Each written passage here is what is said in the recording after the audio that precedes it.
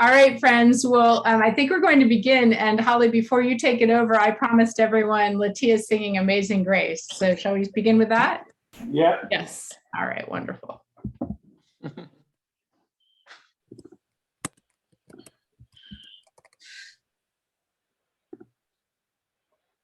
Amazing grace, how sweet the sound that saved a wretch like me.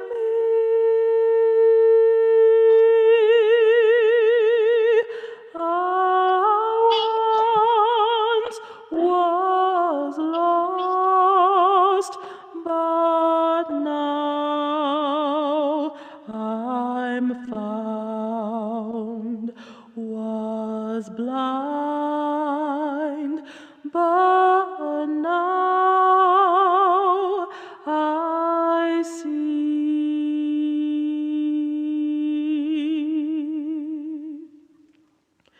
'Twas grace that taught my heart to fear, and grace my fears relieved.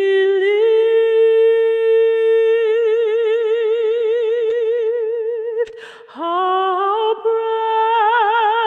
precious did that grace appear the hour I first believed.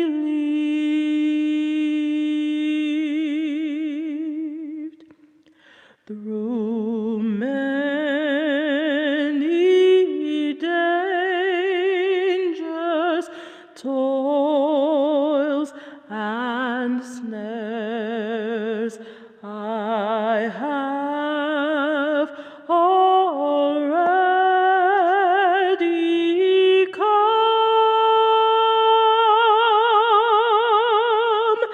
'Tis grace hath brought me safe thus far, and grace will lead me home.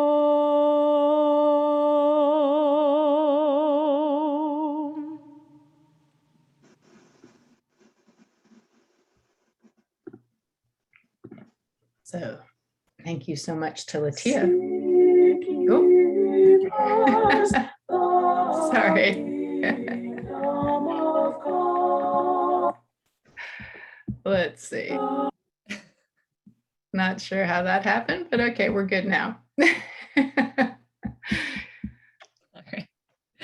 Thank you. Thank you, Ellen. And thank you, Latia. And thank you to each of you for being here today. It is lovely to see you. So we're going to start our mid-year meeting.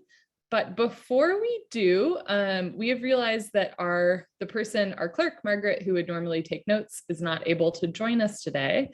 Is there anyone on the council who would be willing to take our notes for today? Don't be shy.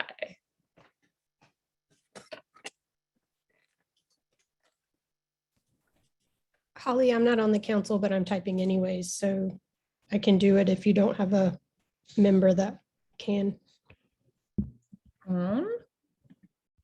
I see no hands raised, so that would be amazing. Thank you so much, Elizabeth. I really appreciate that. All right, so Elizabeth is going to take our notes. Thank you again. So we'll now begin our mid-year meeting. This is a wonderful opportunity for us to hear about the life and works of our church, and to ask any questions and have some discussion about how our year is going so far. So again, thank you for being here today. I actually wanted to start with a quote from Teresa of Avila. Christ has no body now but yours, no hands, no feet on earth but yours. Yours are the eyes through which he looks compassion on this world. Yours are the feet with which he walks to do good. Yours are the hands through which he blesses all the world. Yours are the hands, yours are the feet, yours are the eyes, you are his body. Christ has no body now on earth but yours.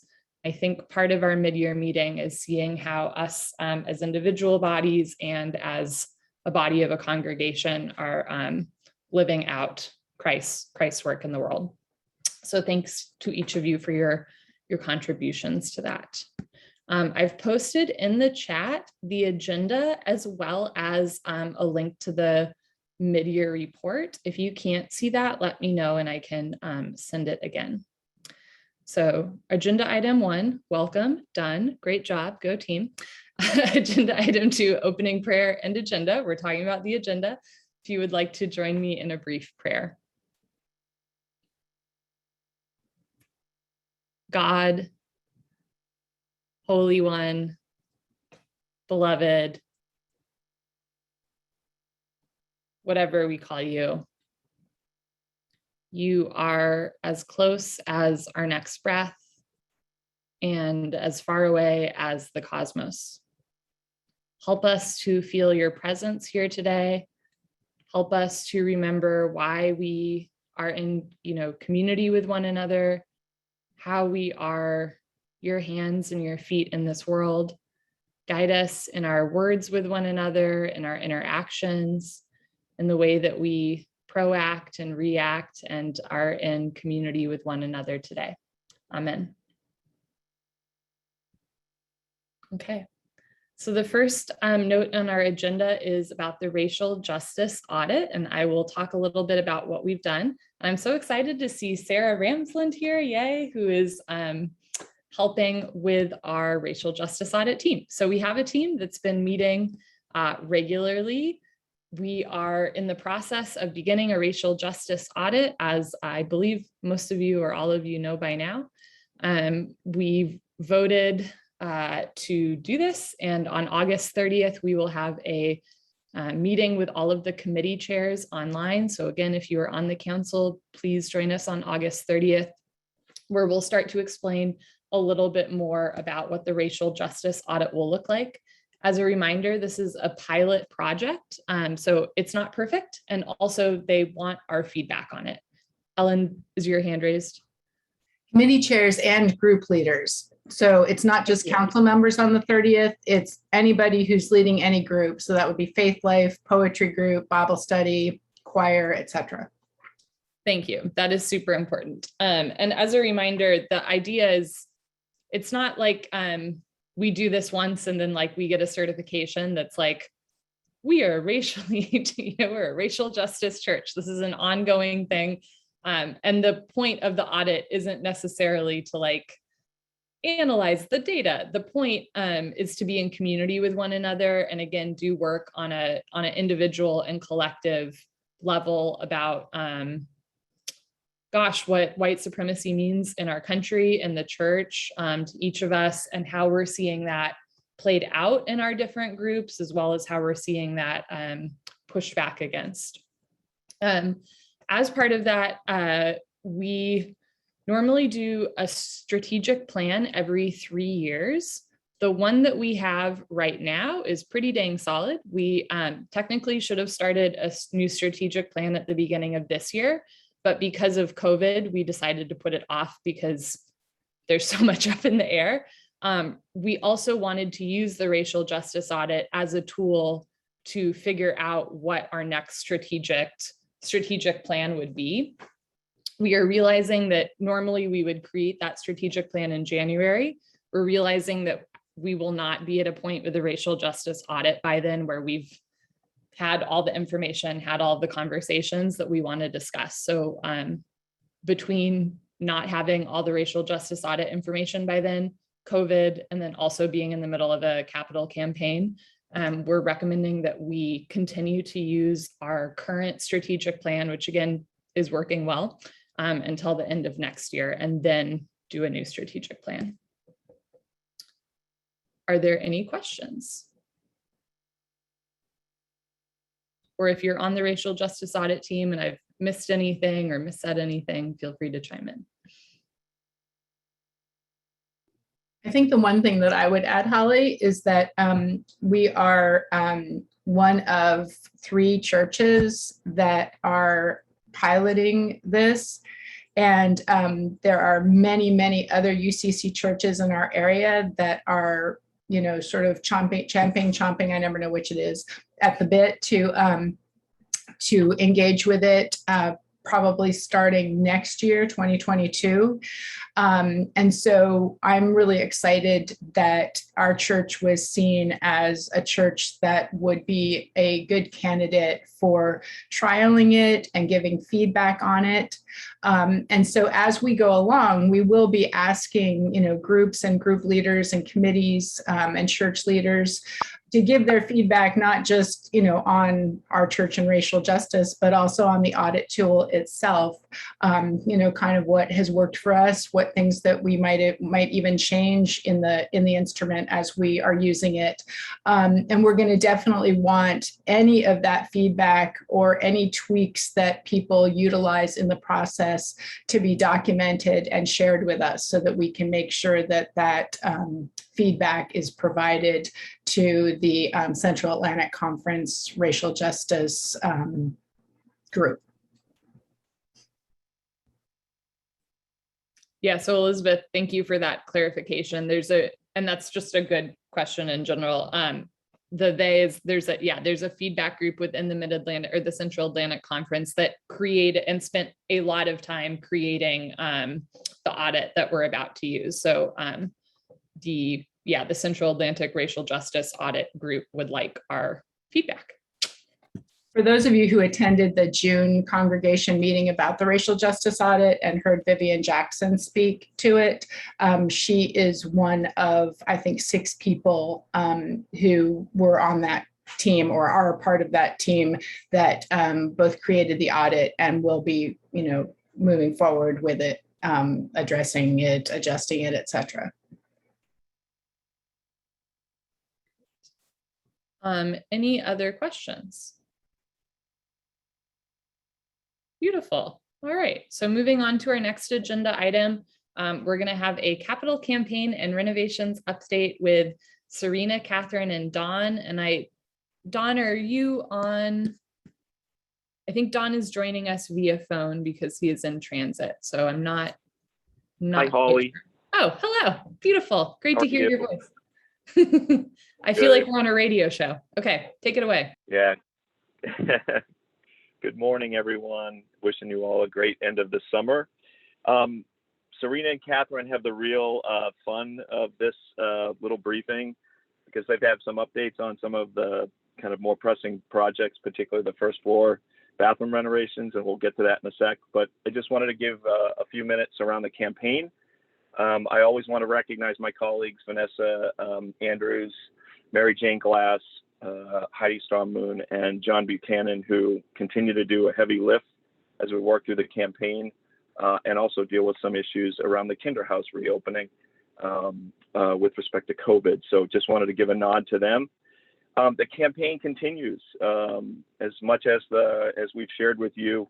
We continue to advance work. We right now are about a year ahead of schedule with respect to projects. And so all of the priority interior work is getting done. The boiler pipes were done over a year plus ago. The basement project was completed this spring. And now with the massive help of Serena Wilshire and Catherine Stevens, we're taking care of what we will believe is the last kind of interior priority project, which is the first floor renovations. And so we'll get to that in a sec. With respect to the numbers, Don Marshall has outlined the campaign and some of the information shared in the past. But the campaign's done really well so far. It's got 47 pledges with just around $850,000 raised. We've taken in more than $510,000 of cash. The good news is we've had a great outpouring from the congregation. The more interesting challenges has been to balance cash and the need for cash as we complete these projects. And you'll see from Dawn's financial report that we've used some of the undesignated investment funds, as we shared with you back in January of 2020, to be able to finance a portion of the costs. And so we've actually done, when you look at it, about $600,000+ worth of work. We've used about $90,000 of undesignated funds. On a good note, we had some appreciation in those investment funds, which has allowed us to take some of that appreciated value and to be able to continue this work. And then last but by no means least, I always make an ask of you all. If you can pay your pledges in advance, great, because that helps us with cash flow right now. If you're interested in talking about increasing your pledge, I'm happy to talk to you about that. And if you still haven't pledged yet, feel free to reach out to me. The last thing I'll share with you is that we'll end up doing, hopefully when we reopen, an in-person update in greater detail, not only to be able to show you what was done in the building itself, but also to give a preview for some of the things that are coming down the pike for 2022. So Holly, with that, that's my brief update. Would you like to go to Serena and Catherine and the first floor work? That sounds great. Does anyone have any questions for Dawn?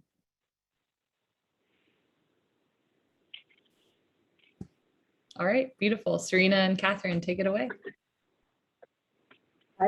Catherine, are you on? Does anybody see Catherine? She may not, she may think we start at noon. I don't know. Anyway, but I can certainly give a report here. We've hired a contractor who has started. They started at the beginning of this past week.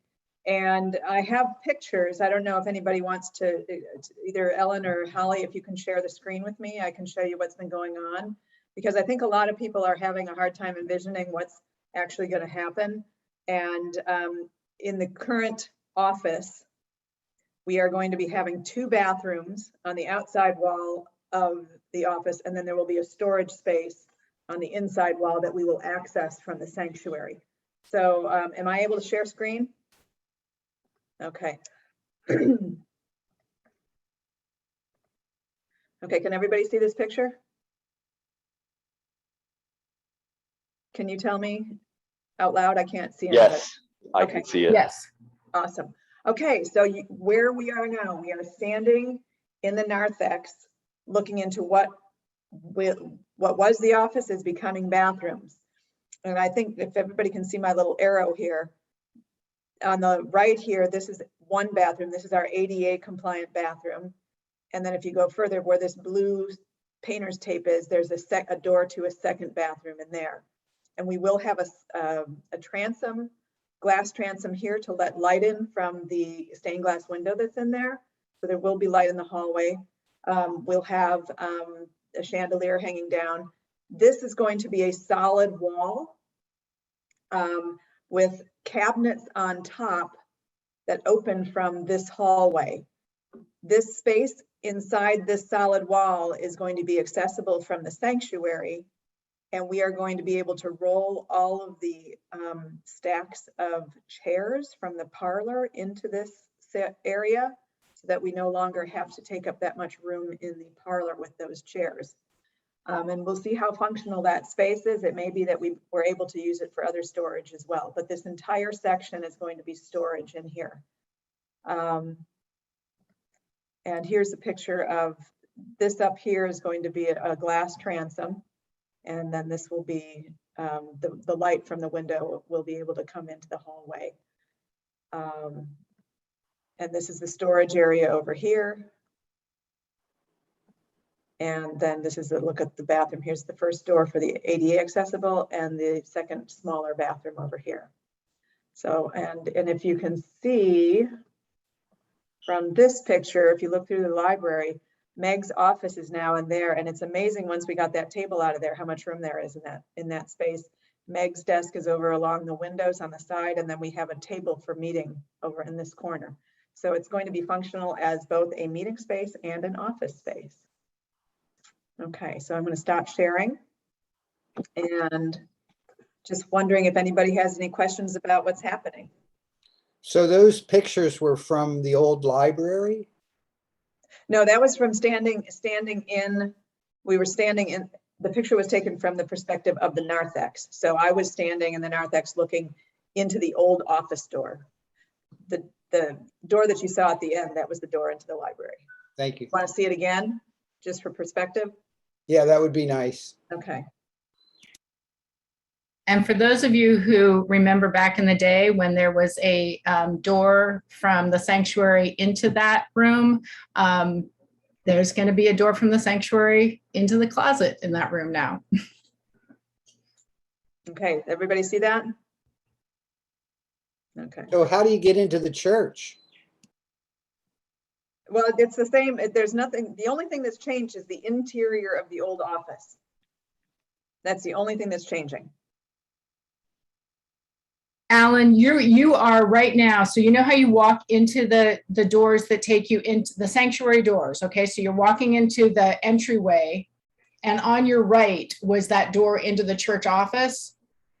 This picture is as if you're standing right in the doorway that goes into the church office and looking towards the library. I think I'm directionally challenged. Which direction is that facing? Is that This facing is north? this is facing towards the library and my office. So that's Facing north. west. No, that's west. West. It's facing west. To the right. I saw it yesterday. It's pretty cool. I can imagine that you're walking into church, up the steps, and you open the doors. And so in front of you are the doors to the sanctuary, or in front of you is the sanctuary. But right when you walk in, you just look to the right or you look west. That's what you're looking at. So it used to be the office. So there was the So office. we can't see the door to the sanctuary in this picture. It's- Correct. It's more to the left. Exactly. Thank you. Okay.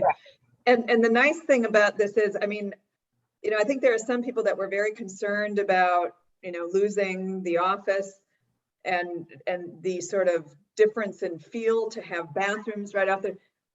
I don't know how many people actually ever went into the office except people who were deacons or, you know, going to a meeting in the cabinet. I don't, you know, it's really the feel of the whole place is not going to change.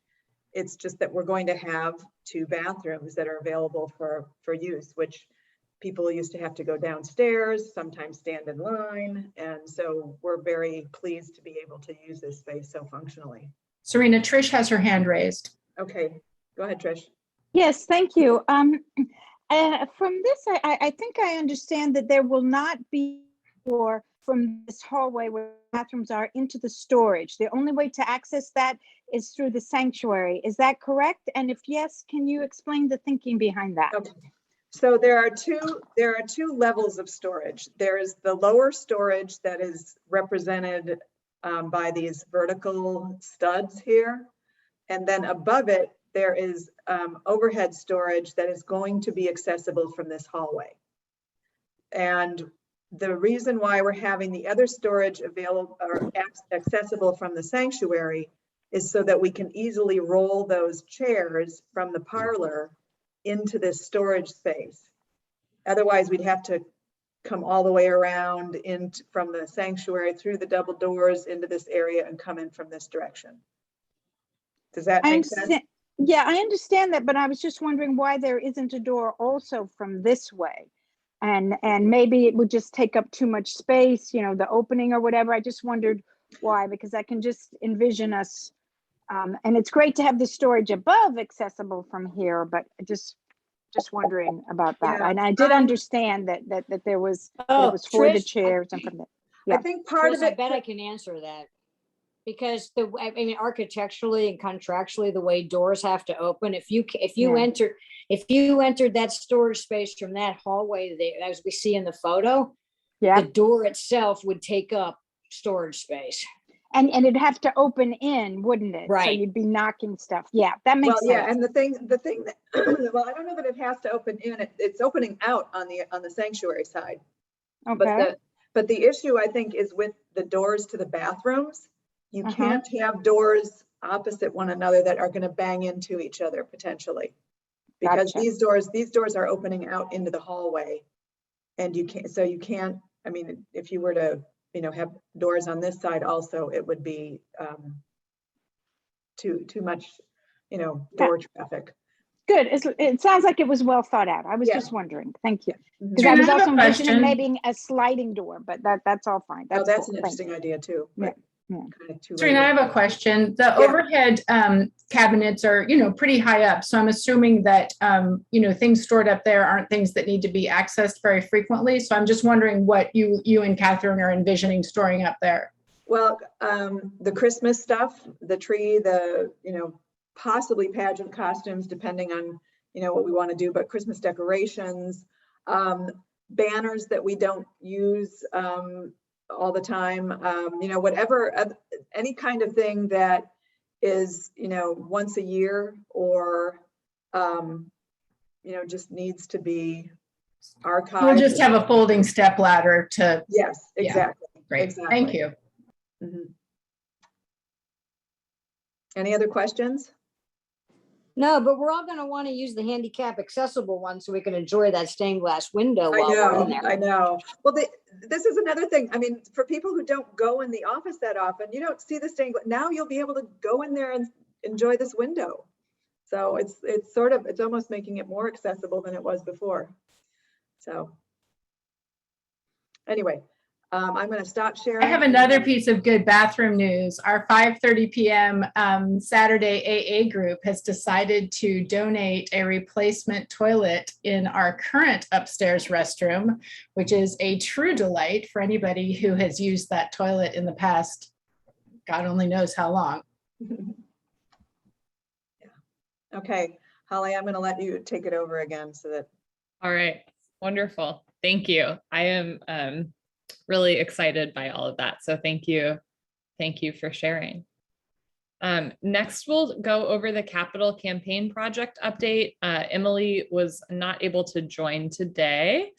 So I will just share a little bit about that. As you know, our church tithes 10% of any money that we take in. So 10% of our capital campaign funds will be going to some sort of organization that's in line with our mission to nurture love of God and love of neighbor in the world. To that end, we created a committee or a group that has been meeting regularly to figure out how to allocate those funds. Those funds will not be available until at least the end of 2022. So we are like perfectly on time being in the research and development phase of the capital campaign project. We've done a lot of research into how we want to use that money, and we think that our cause will be deeply affordable housing, specifically in Ward 3 or the surrounding area.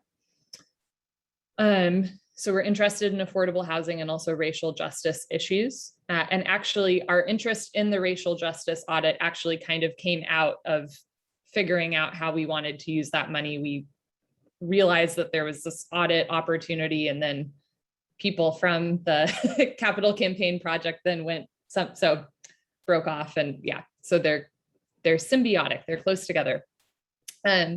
So we've done coffee hour conversations, which many of you attended after church this summer, largely with groups that we've already worked with, like Jubilee Housing and Shaw Community Center. And, part of those coffee hour conversations are because those are places that we regularly give to and are in community with through our mission and social action. But we also wanted to see what they were up to, and, if they happen to have I don't know, a plan 2 years from now of something that they wanted that was, around the amount of money that we have. So we've done those coffee hour conversations, trying to learn more about those organizations. And we are also planning an event this fall, probably the first week in October, that will focus on DC housing issues in Ward 3. And that'll probably, I think, be with Washington Interfaith Network, which did a really wonderful presentation earlier this year on Ward 3 housing. We sent that out in different forms So you might have already seen it or gotten it, but it was a really wonderful presentation and we wanted to bring that to our church. So in summation, the capital campaign project is like right on time as far as being in the research and development stage for this project that we won't have funds for another year or so. But I think we're in a good spot. Does anyone have any questions, comments? Holly, I have a question. Yes, Kurt.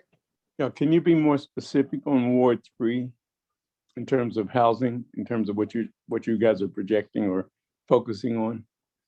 Well, so here's the thing. We want to partner with an organization. We are not experts in affordable housing. We are a church that wants to support organizations that are experts in affordable housing.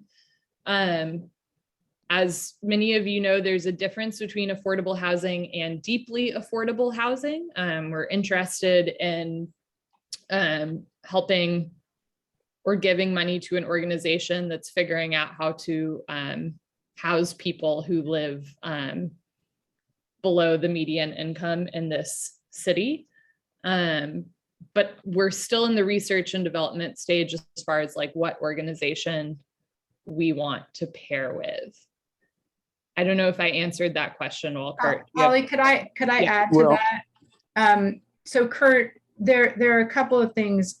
Right now, when we're talking about Ward 3 and affordable housing, that's because we think that it's so important that our church and, you know, our neighboring community be very clear that this is an issue in Ward 3, that this is not just, you know, an over there kind of issue. And so because we have connected with some people who have done a lot of work on the history of this issue in Ward 3, we thought it would be really great to pair with WIN and, you know, possibly Ward 3 Housing Justice. You know, there are some other groups that are, I mean, Friendship Place obviously does a ton of work in Ward 3, although it does all over the city, for what is essentially an educational and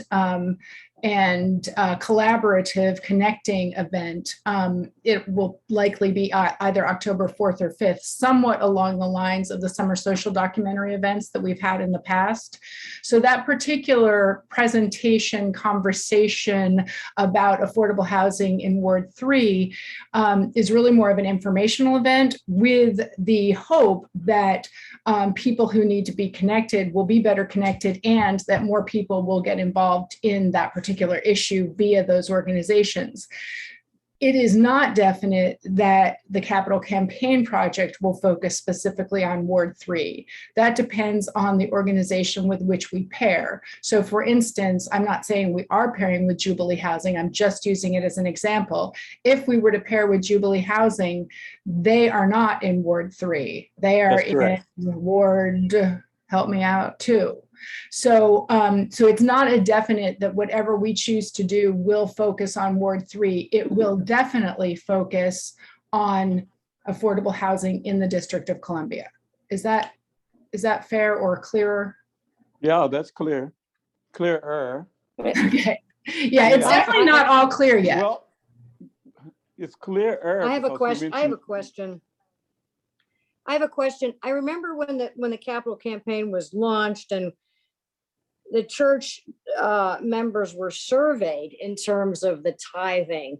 And I believe they were surveyed of different, you know, issues that were of interest to the members and where those funds were to be going. Is this how the housing issue was decided upon? Because I remember the list was a very broad range of issues presented to the congregation.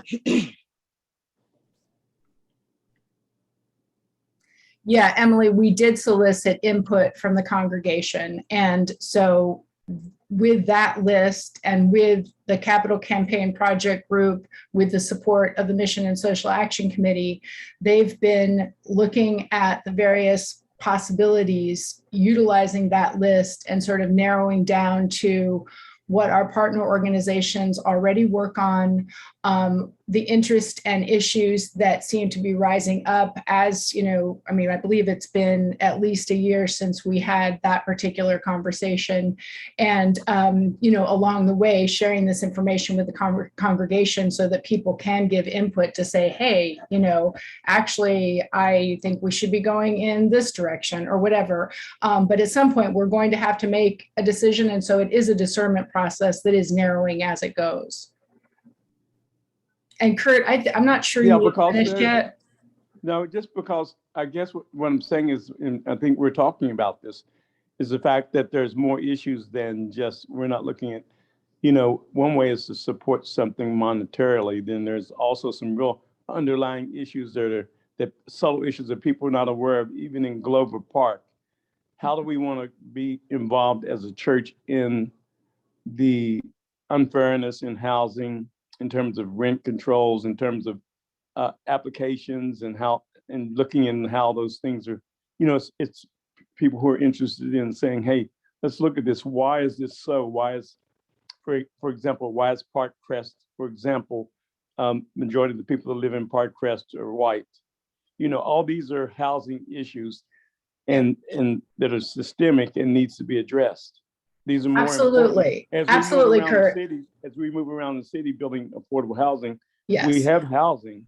Right. Just how can we get people into housing that actually qualify for housing? It's just that we need to investigate this on a legal basis. And speaking of social justice, this is pure social justice. Absolutely. And again, because our church is not trying to present ourselves as experts on affordable housing, we're not. In fact, I don't believe anybody in our congregation is. If you are, please raise your hand because we really need you. And I mean that seriously.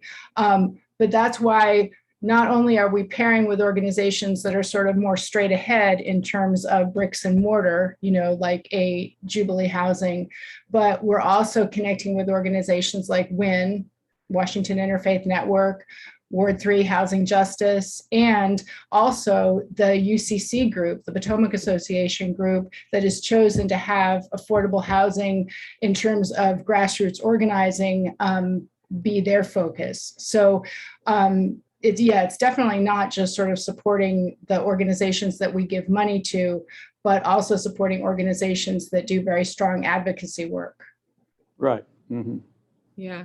And I just personally, what I've learned, and Ashley put this in the chat as well, right, that we've had introductory conversations, not just with WIN, but with WIN Ward 3. There's a lot of organizations right now that are working towards affordable housing, not just in DC, but specifically in Ward 3. I know Callie and Michael Hargreaves have also been working on this. So apart from the Capital Campaign Project, if anyone is interested in learning more, please come to that meeting with WIN that we're going to have the first week of October. As soon as we set a date, we'll let you know. But also just know that there are people in this congregation, as well as like the DC part of the United Church of Christ Central Atlantic Conference, that are really working to learn about this injustice, this issue. So if you have any questions about that, apart from the Capital Campaign Project, I'm happy to also put you in contact with folks who know a lot more than I do, or know more people who know a lot more than I do.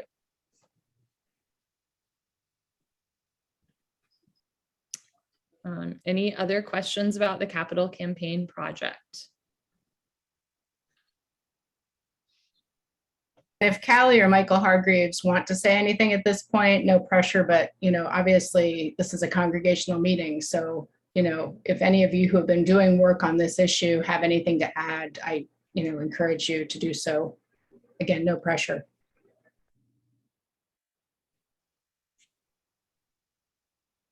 Thank you for the invitation. I don't know that I have all that much to add at this moment, just that I'm sort of new to the group, but since July I have been participating in Ward 3 Housing Justice and have spent some time of late, particularly trying to break down some of the terms that you run into very quickly when you start trying to discuss and understand and advocate for affordable housing.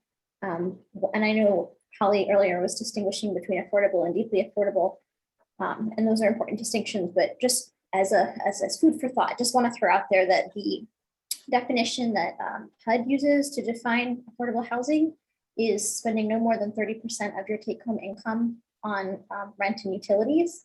And I just offer that in that sort of surprised me to hear that in my current living situation, being formally educated, salaried, and benefited, I'm spending 50% of my take-home pay on a rent-controlled studio apartment. So I know that sometimes saying affordable housing, particularly with certain generational associations of high rises that were not well built or maintained and did have some serious problems, like that's not what we're advocating for. And it shouldn't be, this is important because it affects everyone. I think we should be able to say this is a racial justice issue, but also if it helps to know that it affects many of us, I just want to put that out there.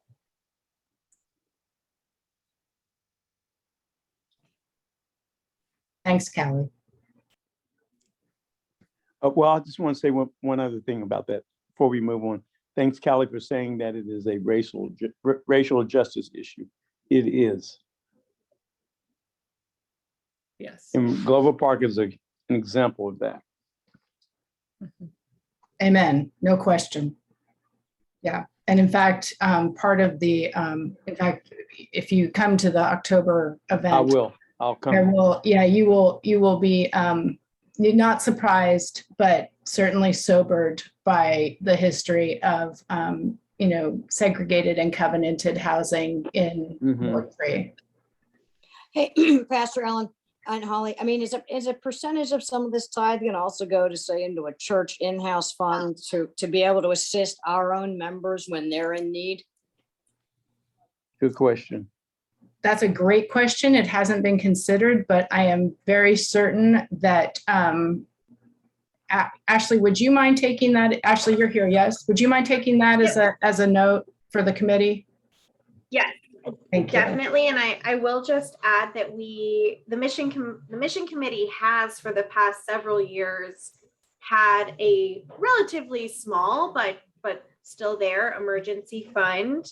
Thankfully, it's been a very rare occasion that someone in our congregation has needed support. It does happen on occasion, but we also receive requests from people in the neighborhood for assistance. I mean, just a general example, we almost always every year have received some sort of a request around the holidays for help with electric and gas around heat when it gets cold. So we always have a small part of our fund that's available for those rapid emergency requests for help. It's a small pool, but we do keep that in consideration.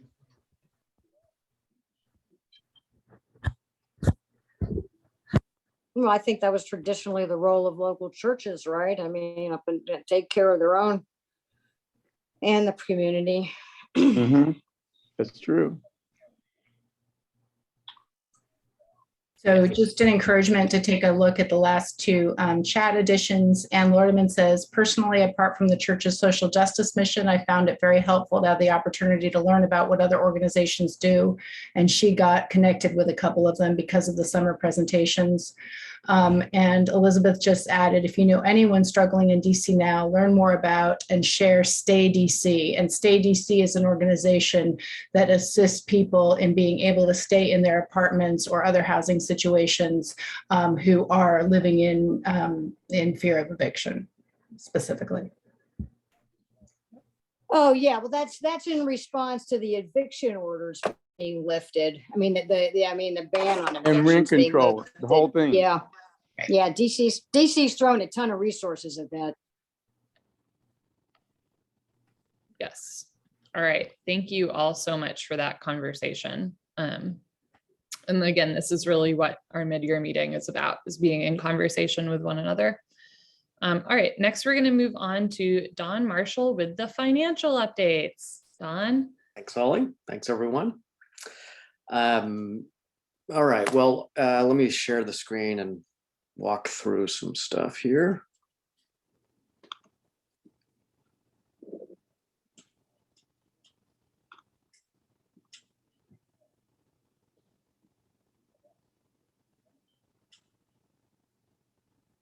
1 second, sorry.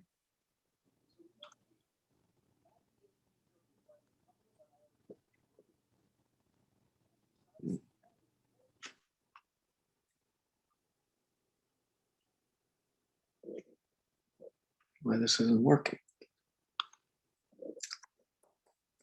I made you co-host, so you should be able to.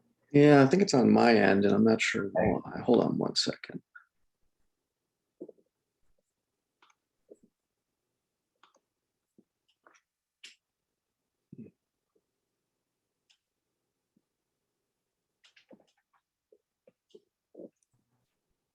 Don, if you need to just talk us through it, everybody did receive the mid-year Yeah. report as an attachment to the pastors page this week. So people do have the information in written form. Yeah. And also Holly attached it or put it in the chat, put the link in the chat room to the mid-year report.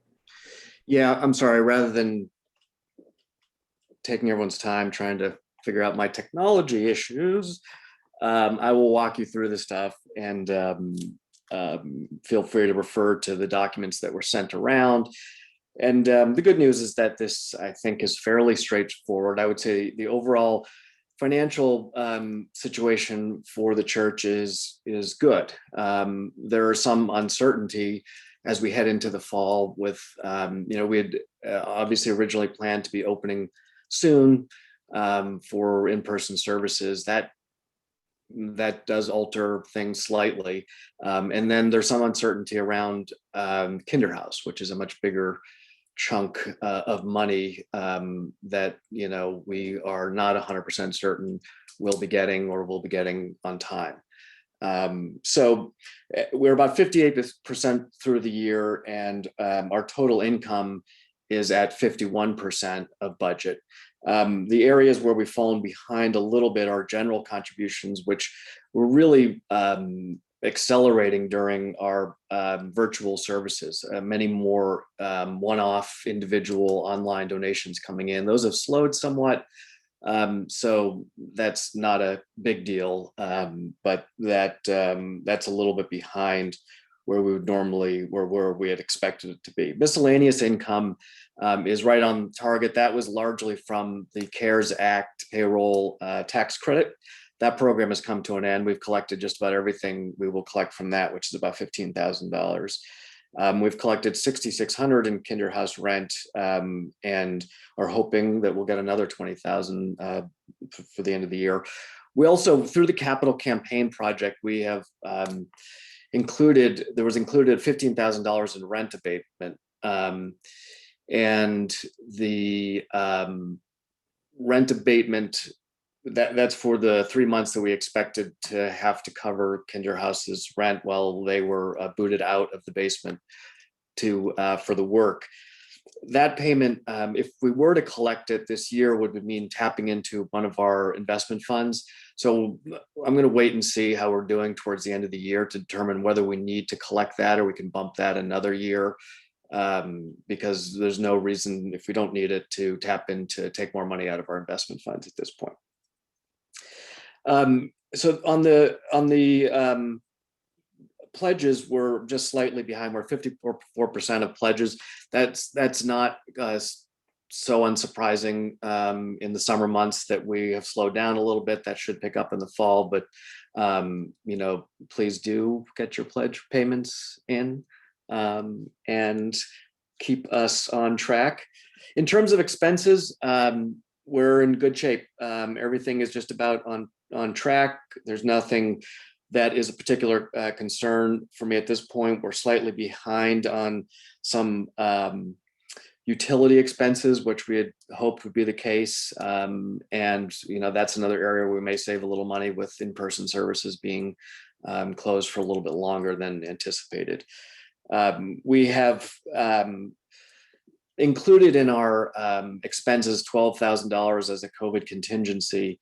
And that will be something that, if we don't get the funds that we expect from Kinderhouse, or if we want to not, if there are other issues that arise, we can tap into. So we've set aside that amount of money, given some of these uncertainties. Any questions on the financial report, the income and expense side of things?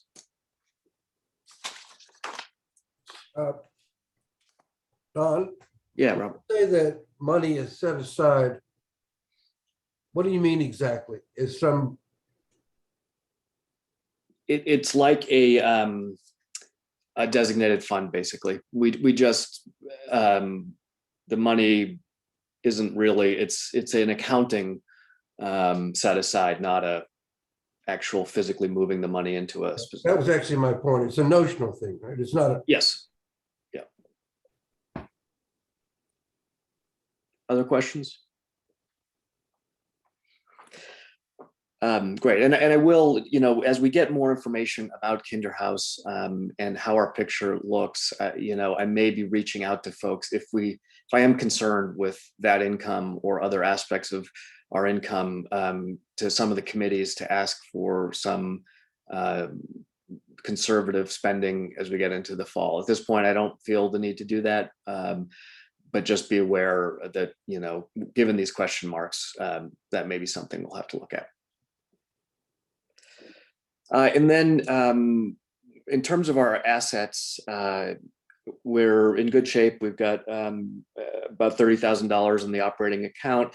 As Don mentioned, we've gotten taken about $90,000 out of our designated, our investment funds, in order to cover the costs of the capital campaign work.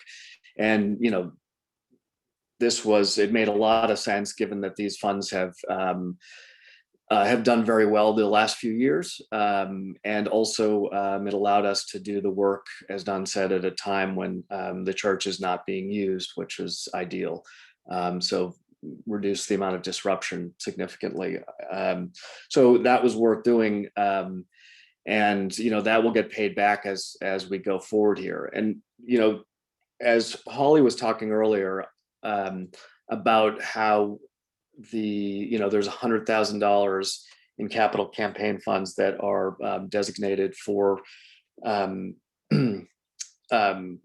charitable purposes, for tithing. I think it might be overly optimistic to think that we would have those funds by next year, given that it's going to take some time to continue to raise the money and also restore money that has been taken out of the contingency funds, and also cover, some of the other projects. Who knows? But just to set expectations, I think it might be a little bit longer before we'll have the ability to do that. Beyond that, nothing new in the designated funds, and so overall the balance sheet looks good. And then just on the capital campaign, we have total income of $526,000 and total expense of $612,000. As we talked about, negative net position based on advancing this work, but overall in good shape. We've started the first floor bathroom payment of $14,000 has been made, and that project I think is going to total about $70,000, which we'll be paying out over the next several months. Alan, you have a question? On the window replacement environment section of the budget, I see there's a big difference between the lower level and the first floor. Is that because there's more windows there? What, can you break that down a little bit? Yeah, that's someone else will have to answer that question, who is on the capital campaign team.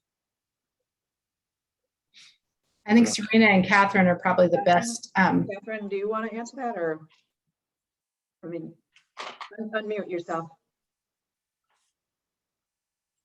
Sorry, I honestly, Alan, I saw that this week and meant to raise that question.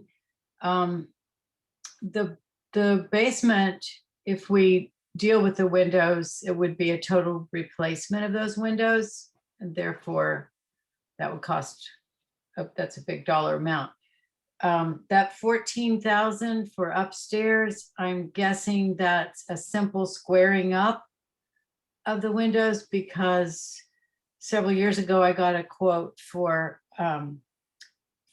having storm windows created. The people who installed the windows 100 years ago and who added the window that's in the choir loft now, not very, like 20 years ago. They are that's who I got a quote from to look and see what is the industry standard now for dealing with stained glass windows. And they suggest having custom storm windows made that have a vent in them, so that the condensation will not build up inside and abrade the lead. That was a lot bigger than $14,000. So I honestly don't know. It must be squaring them up. which Just to they need squaring clarify, up. what you mean by squaring up, I sit in the back of the church and there's a window there that always comes open and I always pull it down, but then it comes open again. Is that dealing with that problem? I believe so. Yeah. Is that, Serena, is that what you would? Yeah, and squaring them up so that they're not only not doing that, but also that we can put some kind of weatherproofing in there to make sure that the drafts are maintained. But there's not a lot we can do with those windows in terms of, I mean, if we put storm windows on them, it creates all sorts of problems. And so that all of the stained glass has that issue. The only ones that aren't stained glass, we've already replaced the parlor windows. So it would be the kitchen and the choir room, which, you know, between the squaring and doing something to those, it's probably, but downstairs, the number that we got was for total replacement of everything. And Oh, you know what I think it is, now that I remember? It was replacing the kitchen and music room windows. Because those are those, what do you call them? They're metal, they open out, up and out. And they are, you know, Basement. they bleed badly. Casement windows bleed badly. That is what that 14,000 was for. Thanks. Yeah, that makes sense. And, you know. So are they, excuse me, are they doing any, so they're pointing up the bricks, they're doing work around squaring up in terms of pointing up around the windows, also the ones that are stained glass? I mean, because that's where you're going to have a lot of, they're going to cut in there and take all that, remove all those materials out and replace this. Well, Kurt, As I misspoke and corrected myself. I mean, we should do that, but that is not what that 14,000 is budgeted to do. It's actually for the other side of the building, those leaky clerestory metal windows in the kitchen and the music room. That's corroded. We talked about replacing. But, you know, depending on what happens with our budget, we may have to readjust our priorities. That would require discussion. Yeah, and I do think, and Catherine, we can talk a little bit about this because I've looked at those stained glass windows in the sanctuary a few times, and I mean, I think there's some fairly simple things we can do to tighten them up. You know, just squaring them a little bit and putting better locking mechanisms on them. So yeah. Other questions about capital campaign? I've got a question about the website, the donation link on the website, and it's got general contribution, capital campaign contribution, but then it also has another area for contribution called Strengthen the Church. And I was wondering what.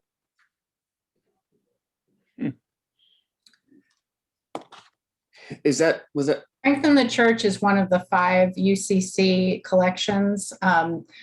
4 of them we take during the year as part of the offertory, as an additional collection option for people during the offertory. And one of them, OCWM, our church's wider mission, we give in a lump sum because that is our contribution to the work of the UCC in our country and world. It's basically the electronic version of that extra envelope that would get handed out during service for those special collections.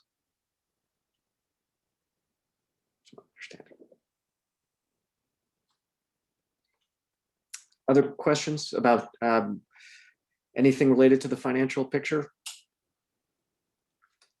And just a note of tremendous big thank yous to John Tishy, who just does a remarkable job as assistant treasurer, makes my life so much easier. He played a big role in managing the tax credit, CARES Act tax credit, and making sure we maximized that. So many thanks go to him, and also to Robert on the financial team, and Meg, who just is also incredibly helpful in keeping us on track.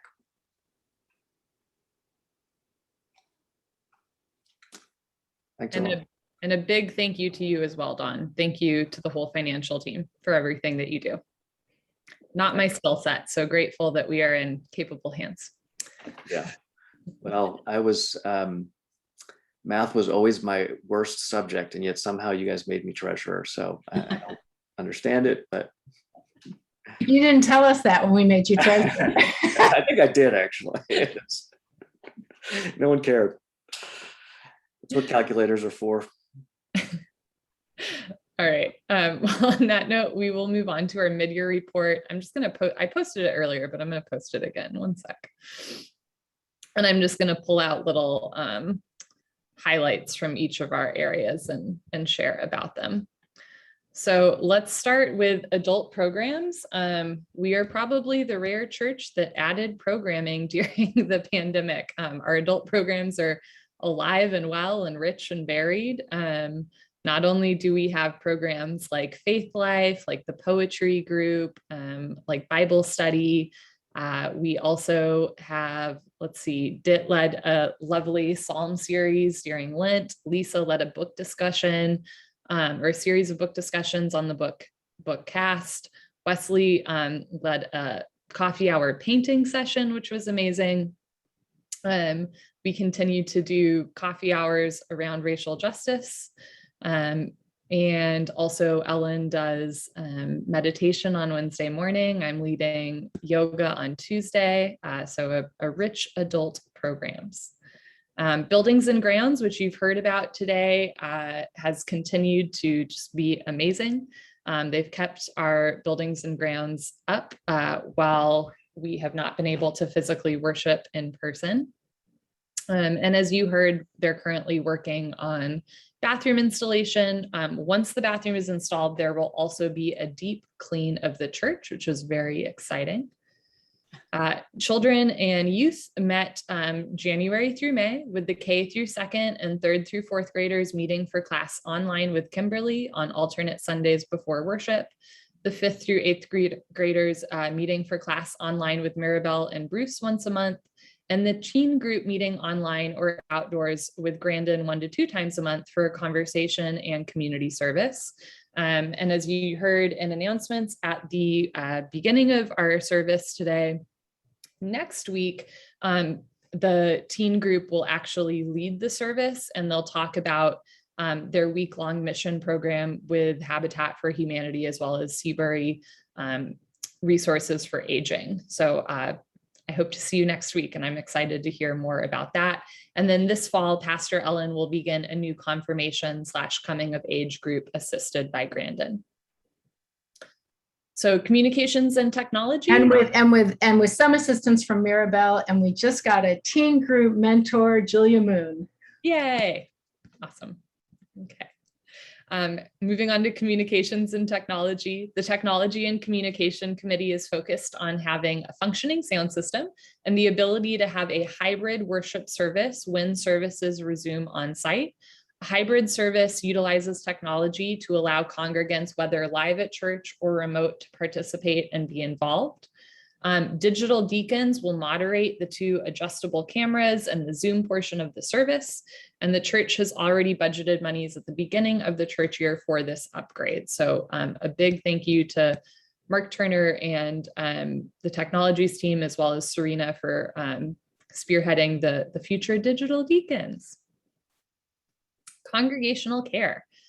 which Lee is leading. As part of our organizational pilot proposal, which we'll talk about a little bit later, our committee name was changed from member care to congregational care to recognize the fact that we have many folks who are not technically members of our church, but are huge parts of our church community. So it's now called congregation care. To expand the congregation care outreach, there's a newly organized phone care committee that calls members of church just to check in. And that's really been like a wonderful two-way opportunity for folks to get to know each other better and just make sure that folks are doing okay. Yeah, and that has been wonderful. So thank you, Lee, for leading that. So fellowship, which is normally in charge of hosting coffee hours after church. Obviously, we're not doing real coffee hours after church, but they've still managed to be active. They helped lead our 10th anniversary celebration for Pastor Ellen in the side yard, as well as a few summer socials, including this Friday after the Racial Justice Alley. Trish picked some figs from the tree on our side yard. It was delightful, and we'll have more of those to come. So thank you, Trish, and the fellowship committee for your work. Moving on to mission and social action.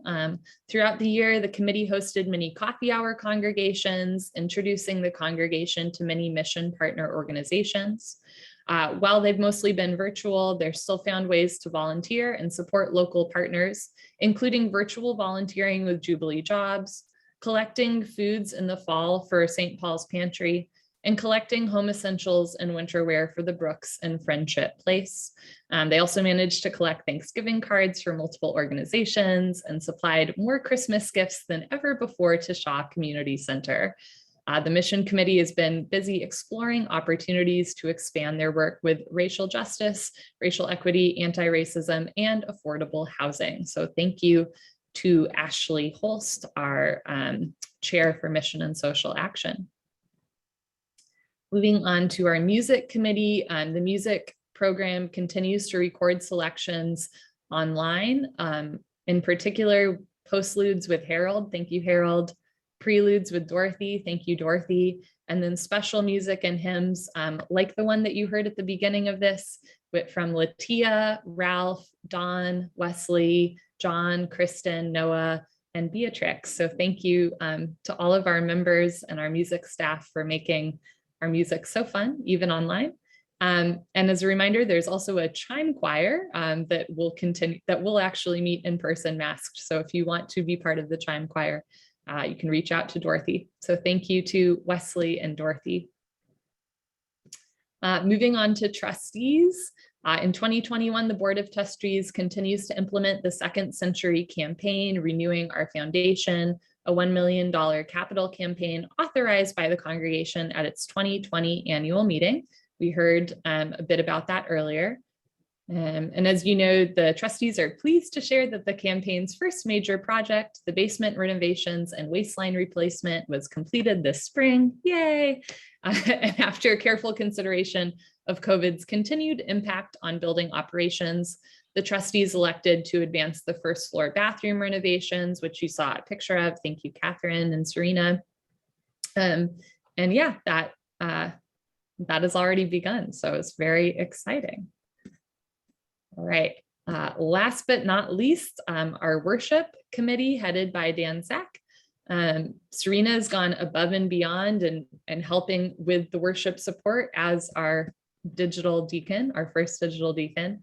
The worship committee has largely helped hold services when Pastor Ellen is gone, including the planning for the summer preaching fellow, who was Reverend Dr. Kirk Johnson. So thank you so much to the worship committee for helping with planning services, implementing services, and finding our July preaching fellow every year. On that note, a few of our committees are in need of extra volunteers. So now we're going to hear from Ellen, and I think either Serena and or Mark talk a bit about some of the areas of our church that could use a few more helpful hands. Thanks so much, Holly. honestly, any area in which somebody is interested could use more assistance. So if Holly just talked about something that piqued your interest, don't hesitate to email her or me and say, hey, that sounded cool. I'd like to participate. That being said, there are a couple of areas that we are in pretty great need. Serena and or Mark will talk about the digital deacons that we will definitely need once we're back in the sanctuary and hybrid. At the moment, I run the entire service on my laptop with Serena, doing the monitoring in terms of who's present. And once the hybrid starts, I won't be able to run the service on my laptop and be live. So we will need at least one person to do that work every Sunday. And so Serena will talk about that in a moment. Okay, so children and youth. Children and youth currently, while it has people on paper, and this is actually not true, I should say for transparency's sake, most of the committees actually do have the members that are on paper and the members are operative. That is not true for children and youth. It's pretty much a committee of one, the chair, Maribel Shoemaker, and she has 3 small children and a full-time job and also lives in Potomac. So she has been able to do, understandably very, very little. So, to be perfectly honest, I've been running the children and youth program, and I'm very excited about what we have managed to accomplish. We have a wonderful lead teacher with Kimberly who is going to continue online this fall with our K through 2nd graders and 3rd through 5th graders. We have a great, I think, confirmation coming of age program coming up that will be led by me and assisted by Grandin and, to some extent, Maribel, since she has a relationship with that group of kids from when she was the middle school teacher. And we will not have a teen group this year because most of them graduated from high school this spring. And so one of the remaining couple of teens is going to assist with the coming of age group. And the other 1 or 2 are welcome to help us out in addition. So, the program itself is thriving. We're going to have a community service activity for all the children outdoors this fall so that we can have at least one event outdoors in person. As you heard in the announcements, we had a week-long outdoor mission week for the teens this summer, even though they weren't able to travel because the families didn't feel comfortable with that. We were able to do something local. So, we're doing as much as we've ever done in terms of our children and youth. But to be perfectly frank, especially this year with leading the confirmation coming of age group, I can't continue to be the children and youth director in addition. And so we really do need an operating committee that has more than Maribel as a member. So, if you are people all the time say, we have to have a great children and youth program and the youth are so important. And in fact, just so you know, we have 12, count them 12 infants through 3-year-olds right now. So we have this huge contingent of kids who is very shortly going to be part of our Sunday school program. And so we really do need a committee of people who can plan for them, who can, take initiative on looking at, curriculum options, et cetera. So I just put that out there to folks, think about it, let it percolate, talk to other people in the congregation that you think might be interested. But we really do need 3 or 4 more people who can be active members of that committee. Thank you. Serena, Digital Deacons. Okay. Oh, wait, So- can I pop in about that committee problem? Sure. 1 second. This isn't gonna, this is probably not gonna sound right over Zoom, but we actually had this problem at McLean Gardens. Here, you can see me. It's not pretty, but you can see me. We had this issue here in McLean Gardens in that we, just our activities committee, and in this case, it's your children and youth. And what had gone on for years is the people who were the volunteers organizing all this stuff are the people who don't have children. you know, and it was, they were wearing thin and getting tired and exhausted from the whole thing. And it's like, well, hold on a second, we're doing all this for the kids in the community. Why can the parents please step up to the plate? And I mean, and they did. And so now we have an activities committee that's comprised of, I mean, it's a mixed group, but several parents now, and we've got a thriving program, you know, of more things going on that are appropriate. So, I mean, that's where I would encourage you to look for the volunteers. I mean, these are their children, for heaven's sakes. I think they would want to be involved in what their church is teaching them in the basement.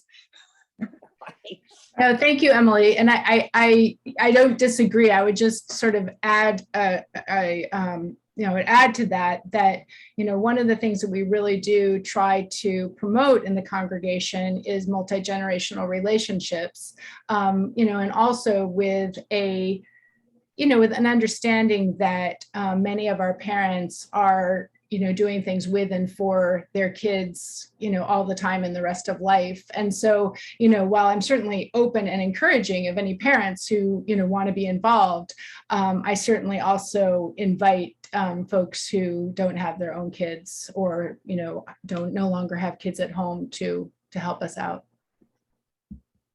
And I'll put on my camp director hat for a moment and also say it is so important for youth to have people who are not their parents in their life. And I really believe that actually that the church is one of the most important places for that to happen. So if you consider yourself a fun uncle or a cool auntie, or you know, this is a wonderful opportunity to get involved. And what about the older kids now who are teenagers and stuff, you know? I mean, as camp counselors, for example. Yeah, like I was saying, we have only 3 kids left who didn't graduate in our teen group, and at least one of them is going to participate as a support person in our confirmation coming of age class. So that's cool. And I think maybe I'll be able to get another one of them as well. And I should say, as you know, we always need confirmation mentors. So that appeal will be going out in a few months. So you can think about that as well.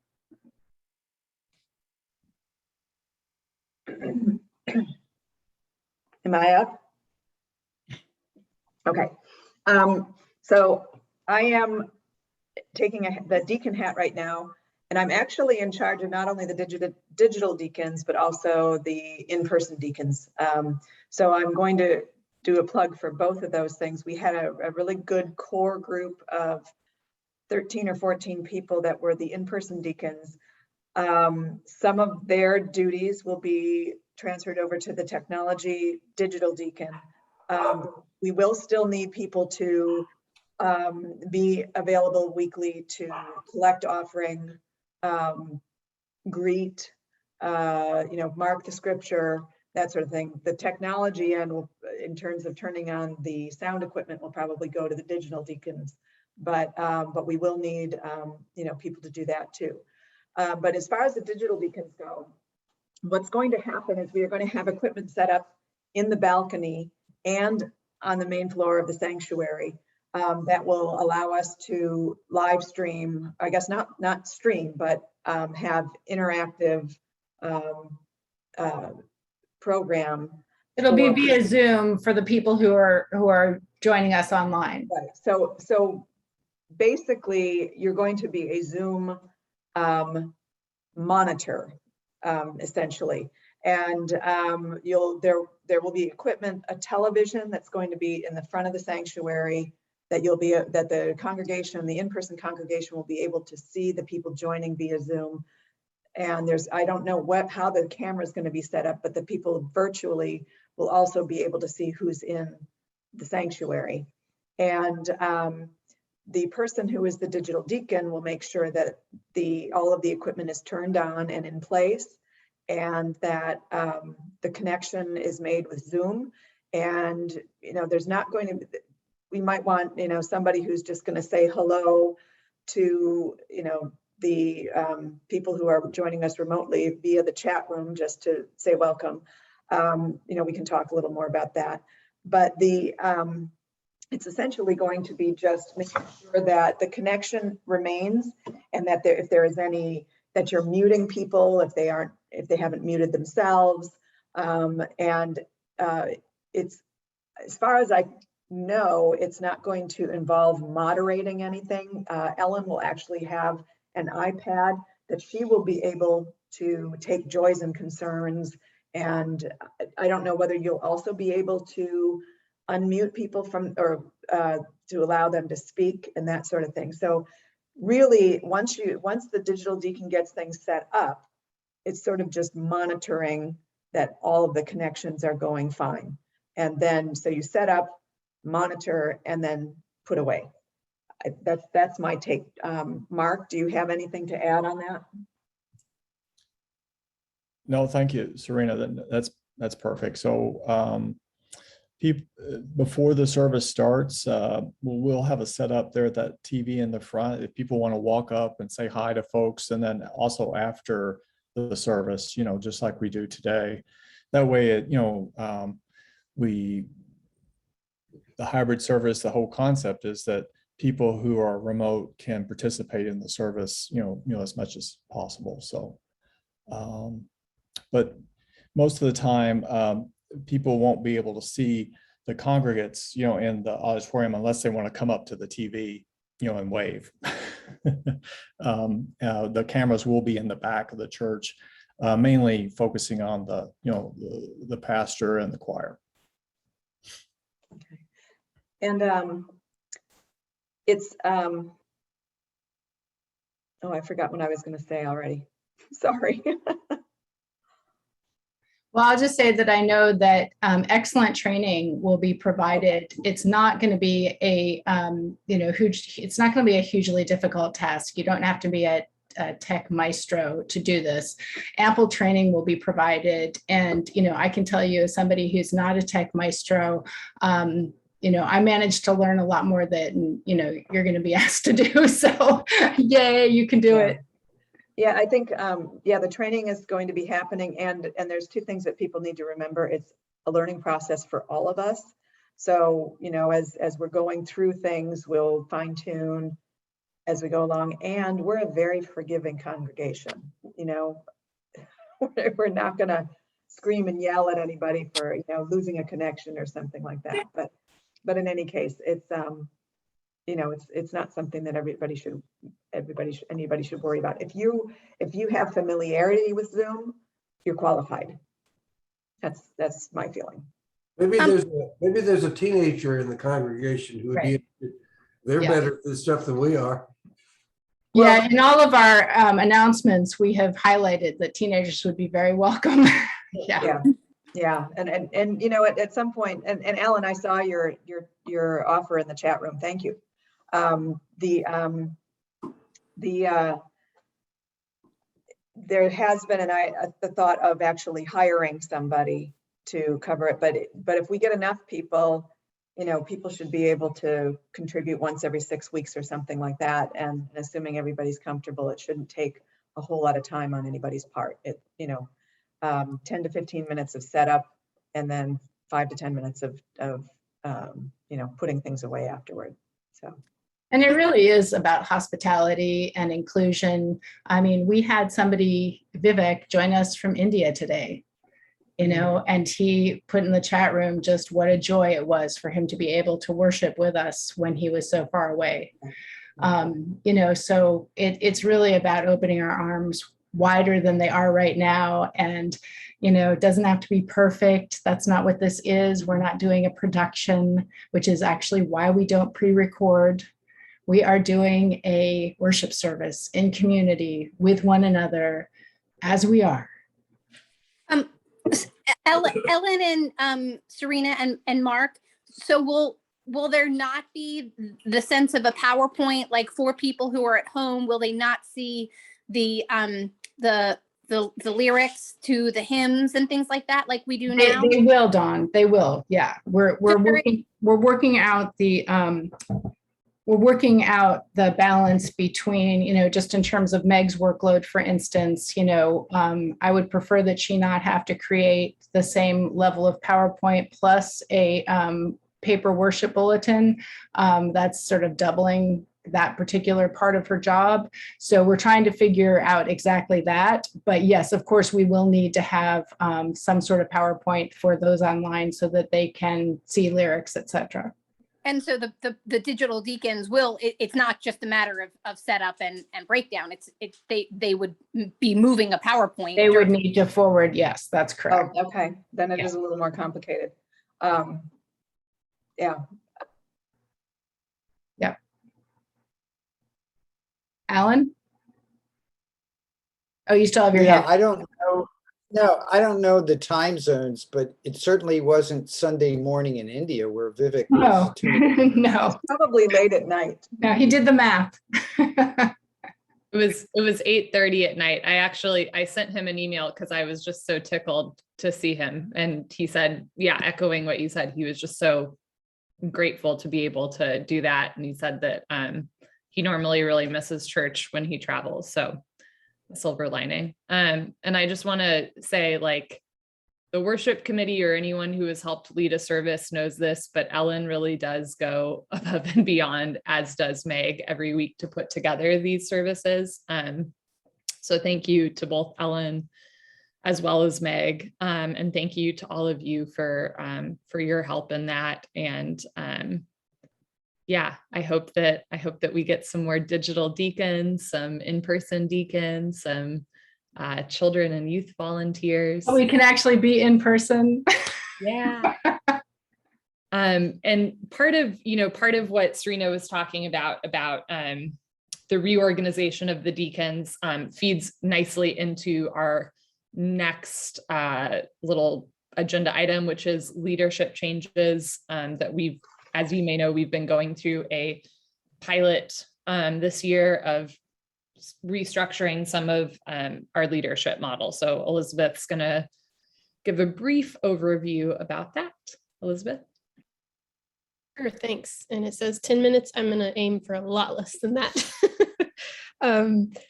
Basically, quick recap. You'll remember through fall and winter 2020, there was a task force that put together the ideas for what we were then calling a pilot. We're now calling a reorg pilot.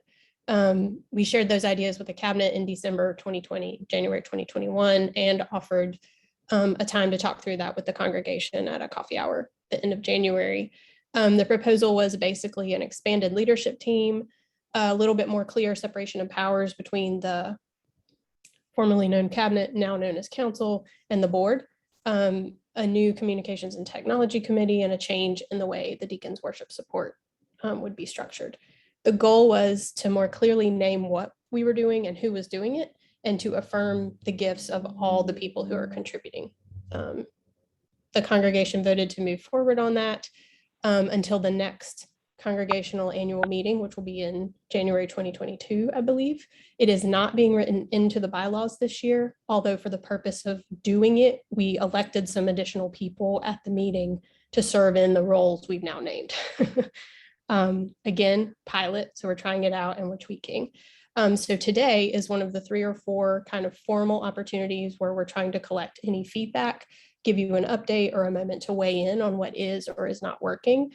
And I want to say that a huge caveat of this is, as Serena and Mark were mentioning, some of the work we're doing is probably not going to be quite as apparent until we are hybrid or in person. So I want to put like a pin in the, like, some things may pop up after the period we were kind of hoping to see them. And that's okay, because again, we're piloting and we're learning, trying to be flexible.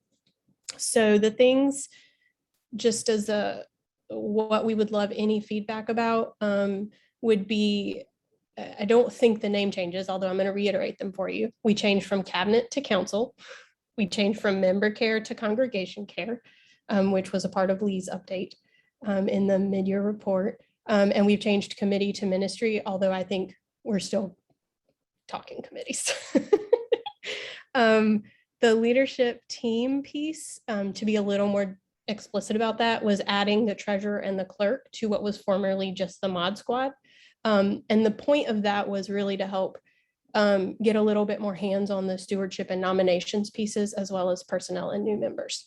And I think from what we've heard at cabinet council meetings and just in passing with conversations is this has been really helpful, at least to the people in that leadership team, to have kind of more hands, more knowledge. From the deacons' perspective, as Serena and Holly have mentioned, there were some changes to the worship committee piece, which were planning and support, and now kind of blended and merged with communication and technology. I, for one, think this was kind of prescient based on how we've kind of moved into this hybrid work. And just for reference, the worship ministry includes the planning, which is currently what the worship committee was doing, and support, which was what the deacons had been doing. And when we are in person, it'll of course be like flowers and some things that digitally are different. And it also includes a music. question of clarification, because I heard something that might have been a little bit confusing for people.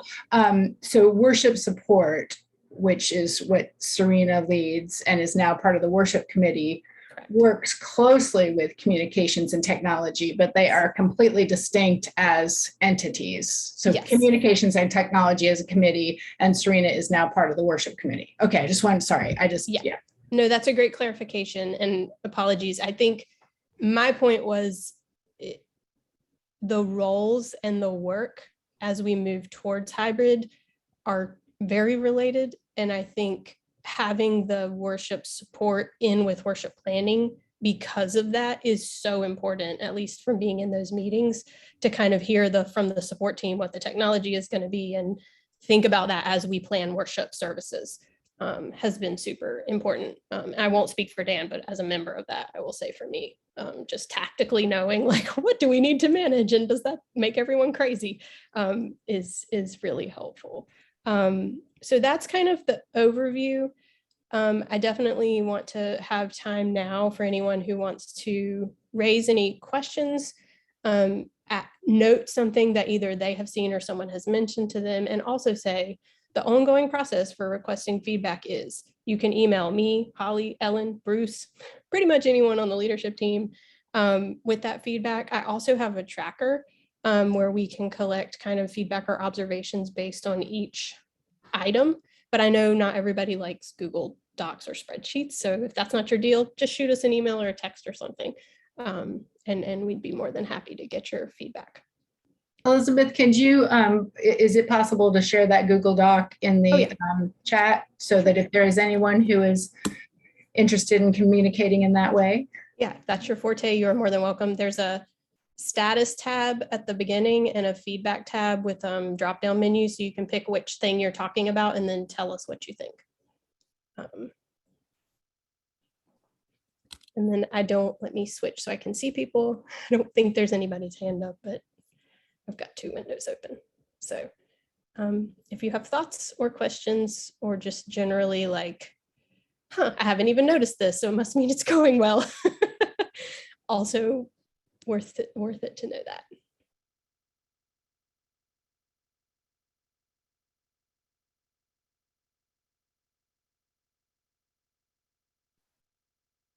All right, Holly, I will hand it back to you. Beautiful. Thank you so much, Elizabeth, for helping us map all that out and keep it clear. You explained it really well. And yeah, I think just echoing that specifically the leadership model of adding our clerk and our treasurer to meetings has been really, really helpful. So thank you for that. Next, we will go to Ellen with fall plans for reopening. Which is, the really positive way of putting it. I would actually like to start with a poll that would be very helpful to me. And that is those of you who are on, and you can either raise your physical hand, or if you know how to use your little hand icon, do that. But it'd be very helpful to me to know how many of you would be interested in some outdoor worship options. So for instance, I would like to do the blessing of the animals outdoors this fall. I am talking with worship about possibly doing some outdoor Vespers services this fall. We can't do the majority of our Sunday morning services outdoors because honestly, it's it really doesn't work well to be online from outdoors. So the question is, if we did 1 or 2 Sunday morning services outdoors in the fall, would you be interested, yay or nay? And if we were to do, if we were to do some outdoor Vespers offerings, that would be an evening service, which would not replace Sunday morning. Would you be interested, yay or nay? Actually, you don't need to do a nay, just a yay. All right, so I have 1, 2, 3, 4, 5, 6, 7, 8. Okay, that's enough for me to go ahead. Thank you. Thank you. That's very helpful because, you know, it is a lot of work to offer extra things, which I'm very happy to do if people are going to participate. So, you know, where we are right now, I'm just going to put in the chat what I had shared. Well, I guess I waited too long. I had copied it about a half an hour ago, but apparently the computer doesn't like to hang on to it for that long. Anyway, I'm going to share what I had shared in this week's pastor's page in terms of what the council last Sunday agreed on. And this is, you know, both specific and open-ended because, you know, in the past, our way of doing this, oh, maybe it's not going to let me do it because it's too long. That's probably it. All right. Well, y'all can look at your pastor's page. But anyway, in the past, you know, and when I say in the past, I mean in the past 18 months, we have always had some sort of a goal date, as it were. You know, okay, we're going to be closed until blank, you know, and then we'll see whether we can reopen. And we've typically done it for a season at a time, just because that has been easiest, frankly, for the church to be able to plan programming and worship and other things. You know, I mean, it's like we have to be able to plan ahead. And if we're not sure if we're going to be in person or online or whatever, it's really hard to plan. This time, you know, and obviously this is hopeful. Oh, okay. Thank you, Elizabeth. Thank you. She managed to do it. Okay, super. This time, we are trying to retain optimism. And so rather than saying, okay, you know, we're not going to open on September 12th and we'll try again, you know, on January 1st. This time we're saying we're going to keep monitoring it. The leadership team will look at it again in a month and we'll see if it's possible at that point to set a date. What I have to share with you is that even when we have decided, yes, you know, we feel like the public health guidance is such that we can open on such and such a date, 2 things. One, as we know from this summer, things could change between that decision and that date. Okay. 2, we are still going to need some lead time. All right, so we can't decide like literally on Wednesday, okay, you know, looks like we can open up that Sunday. Because as you heard earlier, there are some technological aspects to our reopening this time that, you know, have a learning curve.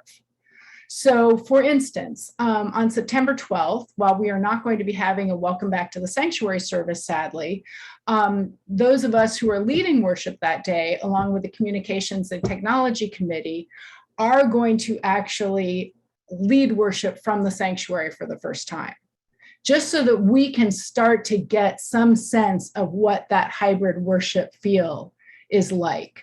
You know, it won't obviously be the same as a true hybrid worship service because we aren't going to have congregation members in the pews, but at least we're just sort of moving in that direction. Because, you know, I'll tell you, it took me, it was a steep learning curve to get where I am now with running everything online.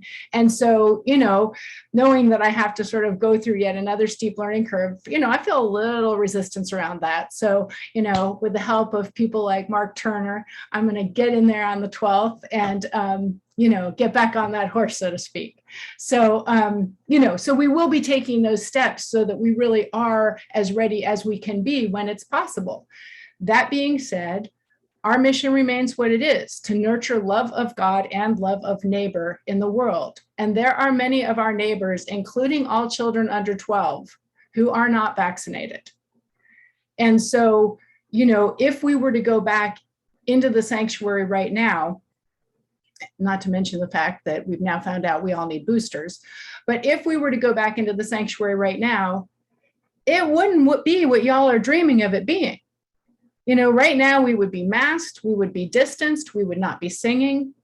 And so, you know, as a congregation, you know, coming from the leadership team, but then putting it out to the congregation, we also have to evaluate what is our tolerance level for an indoor worship service that isn't what we remember indoor worship being.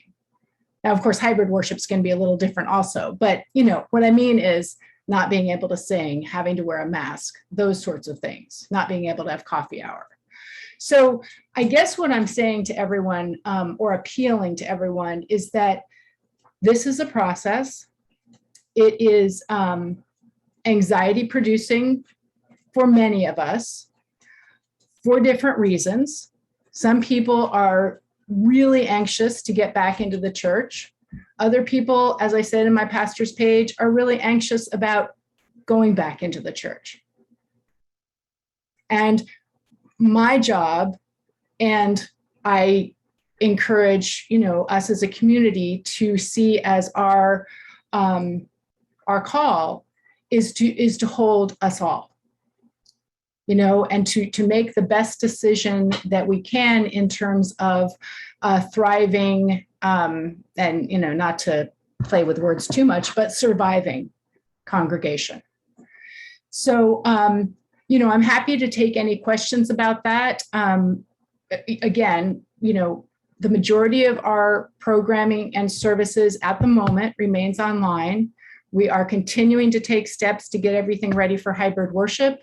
We are offering some outdoor worship. We will be offering some outdoor worship offerings. We have been offering the outdoor social offerings. Once a month, Fellowship has been hosting an outdoor social hour. We continue to have the racial justice rallies. We had that fantastic multifamily outdoor baptism in May. And in addition, our children and youth will be, you know, this Saturday. You heard my sermon about ropes courses, so you know how I feel about them, but I'm doing it again. This Saturday, the confirmation coming of age kids and I will be at Adventure Park doing the ropes course on September 12th, the day that we had hoped to go back into the sanctuary. The Unity Walk is happening in the Cleveland Park neighborhood. And that is, I've looked at all their COVID precautions and feel very good about that. Everything that they do is going to be held outdoors, and each individual house of worship will have some outdoor things going on. And depending on that house of worship's regulations, you know, will allow masked people to go inside to see, you know, the sanctuary or whatever the terminology is for that faith tradition. So the confirmation coming of age kids and I will be doing the Unity Walk that afternoon. I invite any of you to do that with us. You know, I'm just trying to be really creative about our opportunities for getting together, both online and in person. We'll have a outdoor community service activity for the little kids this fall.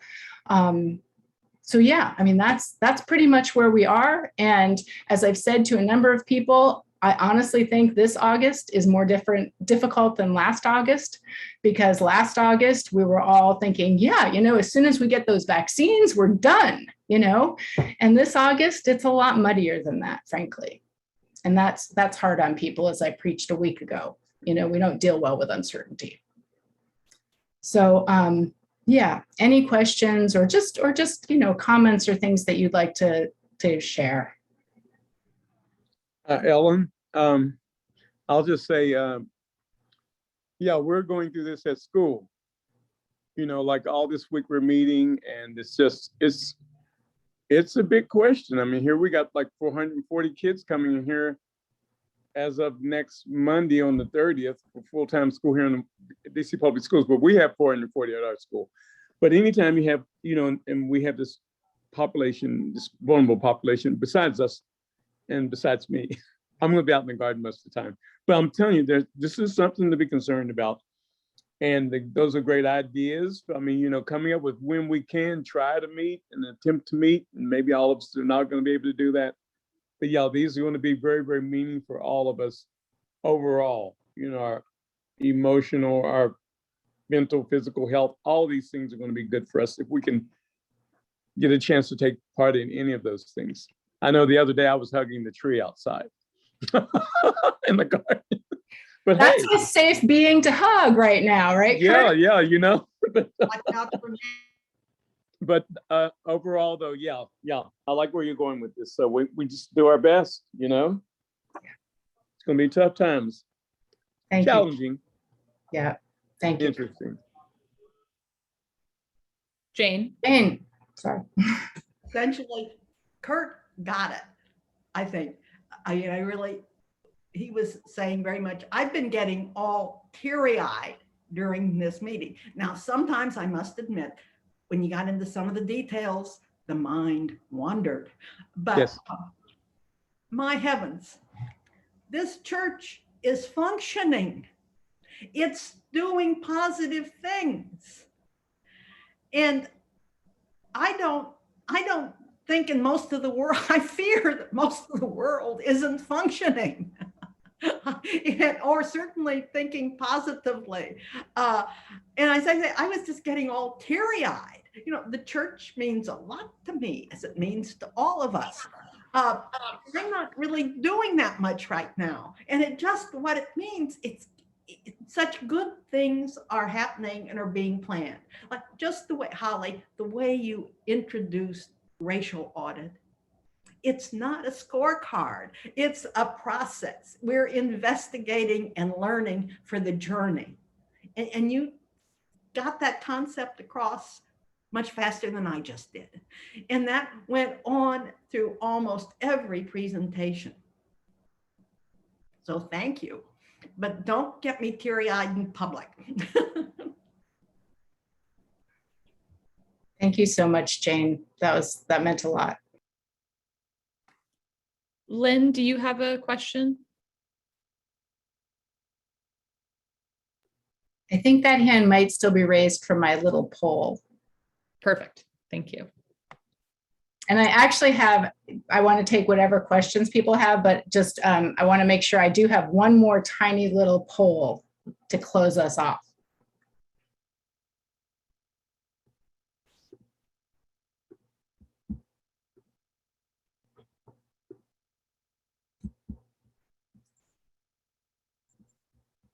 Anybody else have something they wanted to say? No? Okay. All right. So my last poll / question / appeal is I haven't very often asked, people oftentimes will give me things that they would like to hear a sermon about. And so oftentimes, I have preached on things people have mentioned to me, but I've rarely done sort of a general ask. And so I was thinking it might be kind of fun following up on my, Living the Question sermon last Sunday, if I just took some questions or suggestions from all of you of things that you've really wanted to hear a sermon about. And I can't promise I'll preach on all of them, but I'm open to preaching on, things that, I remember one time David, I'm not sure if he's still on, but it was a great idea. And I never did preach about it because there were too many other, there are always things coming up to preach about, right, from life in general. But he asked me to compare some biblical figure, as we know there's a lot of violence in the Bible, to the Unabomber. Now, I didn't do that, but I think it would have been an interesting sermon. So I'm just, if any of you have things that you would like to hear a sermon about, I would be very open to considering that. So if you want to, shoot me an email or even put it in the chat now, I invite that. So thank you.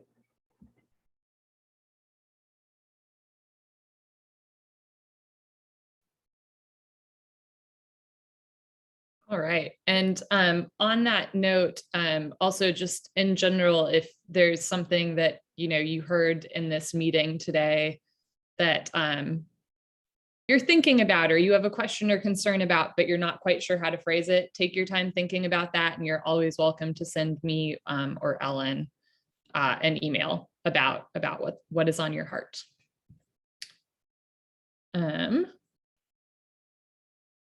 For full transparency, I'm going to have to leave soon to teach.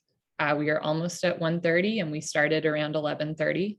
So cheers to everyone for being here the whole time. On that note, are there any other questions, concerns, feedback that folks have today?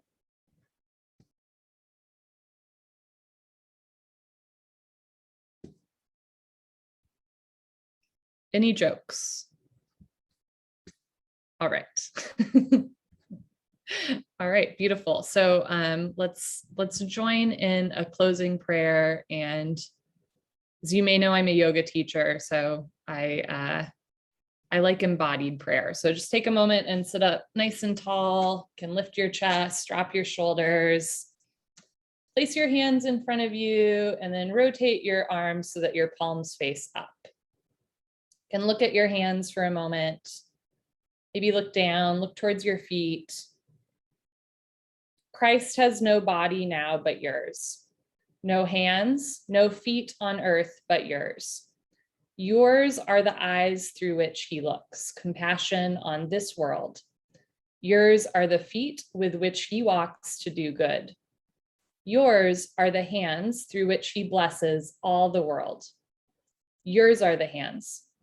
Yours are the feet. Yours are the eyes. You are his body. Christ has no body now on earth but yours. Amen. Thank you. Yeah. Thank you for everyone. Thank you, Holly. Thank you. And thank you, Elizabeth, for taking notes. Thank you. Sarah, for joining us. Thank you, Holly, for getting us to look at our hands. I can't believe how wrinkled Christ's hands are. Speak for yourself, He Alan. should have been so lucky to have wrinkled hands. That's another one. Yeah. Hi, Rowan. Bye, everyone. Bye, everyone.